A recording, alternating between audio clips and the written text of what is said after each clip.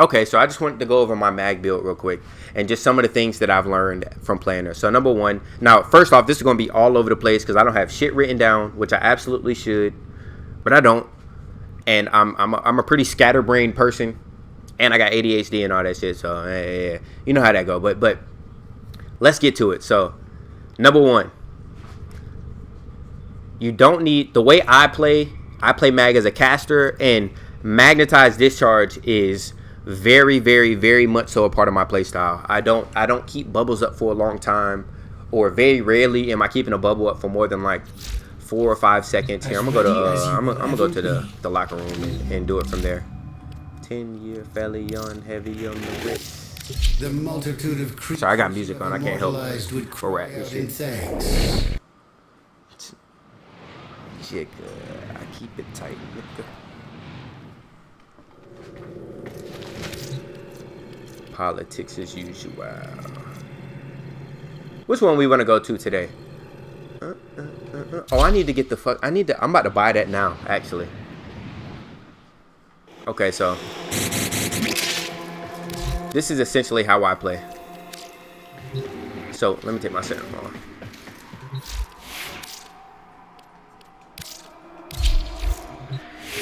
So generally speaking, when I put a bubble up, I don't use a lot of duration because I don't keep bubbles up and then just play behind them or just stay and like shoot into it. I normally put a bubble up, I'll shoot into it a couple times just to kill the enemies, and then I blow it up.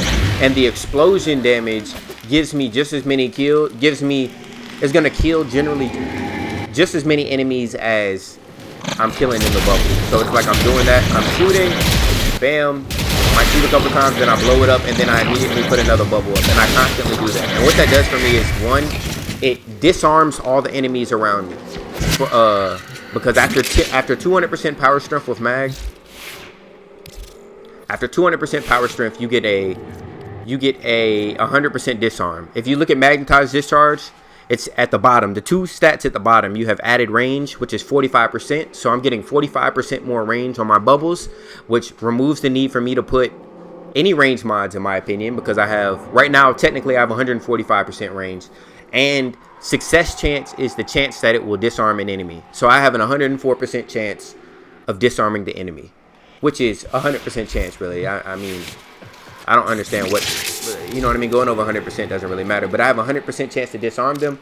So any enemy hit by my bubble is going to be disarmed.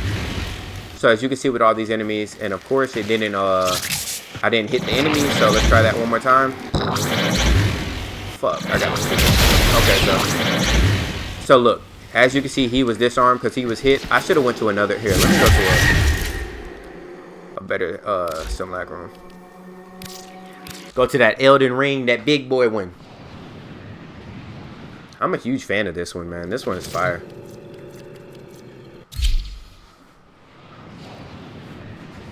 Okay, so this one's actually perfect so that I can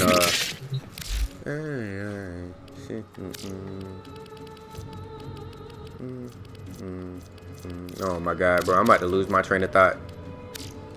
Okay, so let's see here. Okay, so they're spread out just enough. So look, so if I go boom, blow it up, all the enemies hit are going to be disarmed. As you can see, any enemy that was hit by the bubble is going to be disarmed. So this is the radius pretty much that it has. So you get to see how much range I have on my bubbles. So I put the bubble right there on them. And any enemy in this radius from here to over there, pretty much. So let's look at it from up here. Ooh. So pretty much any enemy from there to there is going to be disarmed. And when you're playing in game, you're constantly putting bubbles up. So I don't need to have one bubble up and just, you know what I mean, trying to play behind one big ass bubble, because then you start affecting your teammates. You become limbo-ish, in my opinion, where like if you, especially if you're not running magnetized discharge, because if you put a bubble up and you put it in a bad position, then your teammates have, and if you have high duration especially, then your teammates got to wait for this fat ass bubble to go away before they can essentially kill the enemies in it. And if there's Eximus enemies and all that, they're going to be running straight through that motherfucker, just violating y'all. So So I like to play it where I'm constantly putting bubbles up and blowing them up. Putting bubbles up and blowing them up. And it's either killing enemies or it's disarming them. So they're essentially useless. So the only threat you have then is like getting meleeed. But if you get meleeed by enemy, bro, you deserve to die. I'm not going to lie to you. And or Eximus abilities. But that's it. You know what I mean? And I think that's a big thing. So I go boom. Probably put that. And then I'll blow that up. And then, you know, you put another bubble. Boom. Same thing. Blow it up. And then you just keep going like that. And you can do a little more range than me. Like I said, I'm only running, you can do a little more range than me, especially, for sure. So, like, if you want to put on, like, a stretch mod instead of Augur Strength. The reason I run the Augur mod is, it's very optional. You know what I'm saying? But one thing it does do is this. It has a very good synergy with Polarized, to where, so, okay, hold on. I need to unfreeze these guys first off. Pause AI, okay. Okay, so now look. What it does is when my shields go down, it gives me 2 instances of a shield gate. Okay, this is too much. I need just to do one enemy. It gives me 2 instances of a shield gate. So and I have to do that so that y'all can see it. Let's see here.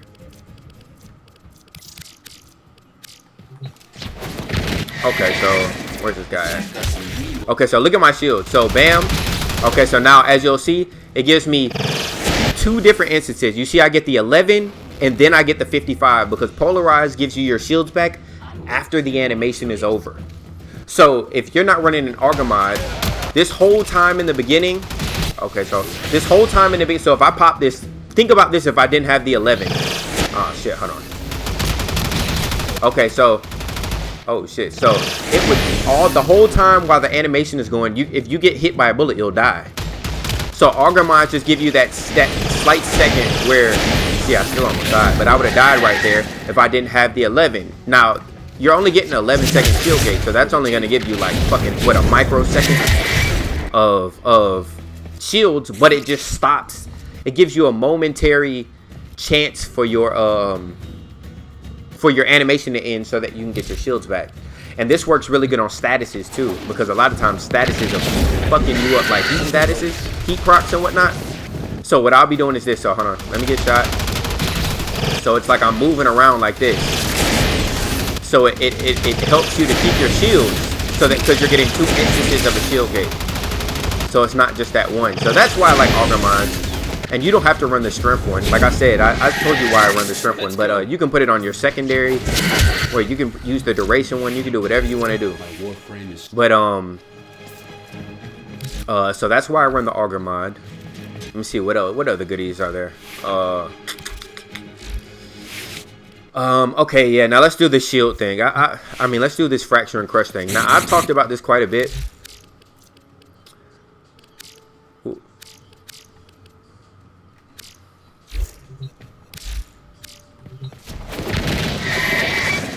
But one thing I do is I don't run fracture and crush anymore because, oh, excuse me, because I just run a sentinel with corrosive, and all it takes is 1 cast to strip any enemy in the game. Or I think it might take 3 at max at like level cap. It might take, but I'm popping polarized so much that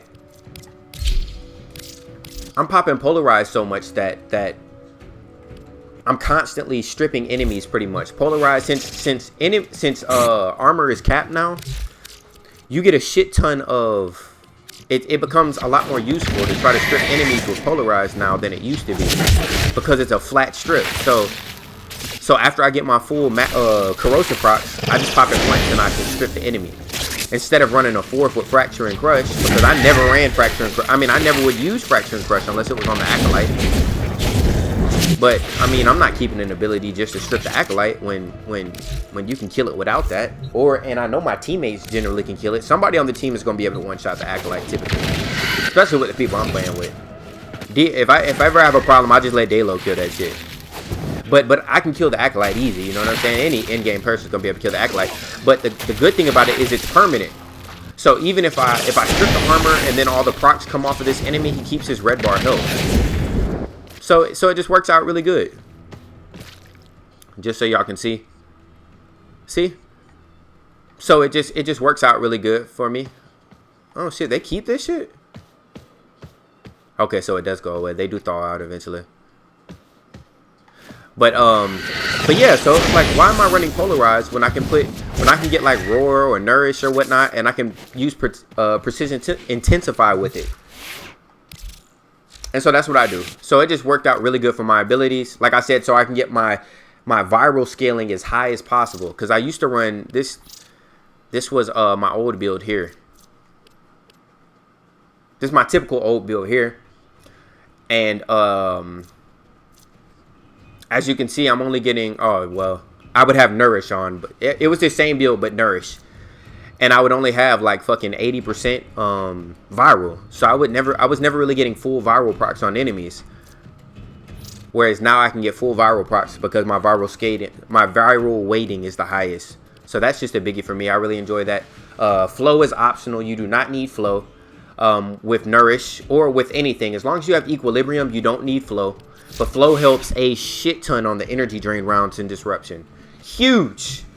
That shit, I very, very, very rarely run out of energy now. Whereas before I was running out of energy pretty consistently. On the energy drain rounds. Especially as you start scaling more towards the end of the round. And here, let me do this on a demo so y'all can see that it does work. A level cap demo, I think it takes like 2 casts when they have 10 what's it called? Oh my god, my back. When they have 10 corrosive procs. You can do it with viral heat too. If you have viral heat on your sentinel and it works really good also. But you know the heat takes like 2 seconds or some shit for it to fully strip do the 50% strip. So it just works so much better with corrosive. Especially when you have like Doriga, something that can do an AoE procs constantly. So I'm just constantly stripping everything around me. And honestly, I thought about throwing an argument you don't see much is going to be counterpost. Counterpost used to be a staple, just like magnetized discharge in my builds. Up until maybe like 6 months ago, I ran this shit on everything. All my builds that I ran with mag, I would have counterpost on, but I don't really run it too much anymore. You know what I'm saying? And before, it's not really the duration that you're going for on it. I mean, that's cool, but you're just going for the break of the enemy AI, you know? Because the enemy, it's like they have to kind of like retarget you, you know what I mean? Especially when you're moving. So the break of the enemy AI does wonders for you. And you're using you're using polarize constantly when you're playing mag. Or I do at least, because I play her as a caster. So, and you can run other what's it called? So I just use these for my for something else. But of course the Plasmore's goated. I don't run anything else. The Plasmore's just too fucking good to pass up on. And yeah, man, this is babe. But I'll show y'all this shit on that demo so y'all can see. Put all the demos up.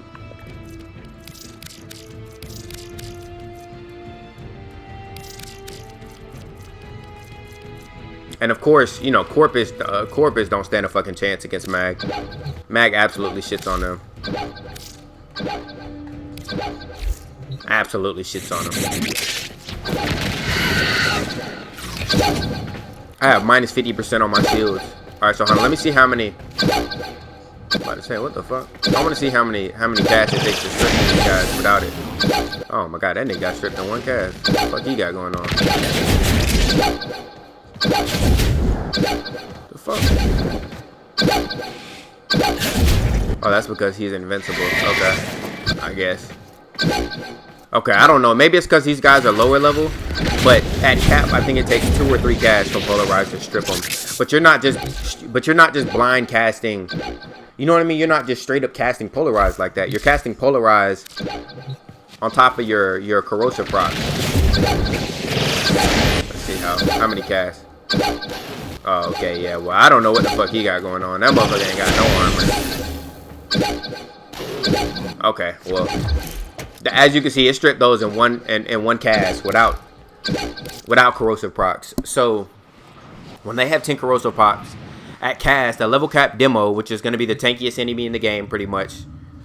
Outside of like Necromex, you know, the Entrati Necromex, or the little scorpion looking motherfuckers on the 1999 missions. They're gonna be the tankiest, and they get stripped in like 2 casts at cap. So, you know, that's just a couple tidbits I can give y'all. I mean, I'll find other things and I'll write them down as I'm playing, because there's a lot of little shit like that I love about Mag. But yeah, those are kind of the big things for me. Let me see, anything else here?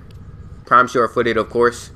Everybody can hate on that shit. I know everybody likes to hate on Nightmare for standing his ground in that that fucking temple situation. I completely support him in that shit. And Prime sure-footed is the best Exilis. Is it Exilis or Eximus? What the fuck? Hold on. It's the best Exilis mod in 99% of cases. So don't let the world fool you. This shit is the best mod in 99% of cases. There are some exceptions, but when you're playing at cap, people will say, "Oh, you just get good and all that kind of shit." Man, look, it's always these people who don't play at level cap who say shit like that. I'm not trying to say level cap is crazy hard or anything like that, but it's definitely different than like the base game for sure. And you're gonna get hit by Eximus abilities, especially the big ass blast wave that the fire Eximus enemies do, the heat Eximus enemies, and the one on the ground. You're gonna get hit by that shit eventually, and you're gonna die if you don't have Prime sure-footed or some way of knockdown resistance. Yes, you can have overguard. Yes, people can say, well, you can just have overguard. You're not always gonna have overguard at cap. They're gonna eat through that shit constantly, so you're not always gonna have overguard. It's just a massive quality of life buff. Massive. So people can hate on it all they want to. Prime sure-footed is the best Exilis mod in 99% of cases. Unless you need like unless you need a little bit more power strength to hit a certain threshold, or duration to hit a certain threshold, it is the best. So don't let these goddamn region bots fool you. Because everybody hates Nightmare Frame, and I get it. He's an absolute dickhead. Yes, he's a passive aggressive, condescending dickhead. But he is absolutely correct on the fact that that is the best slot pretty much 99% of the times. But that's all I got to give y'all. Hope the video wasn't too scatterbrained, and y'all boys take it easy.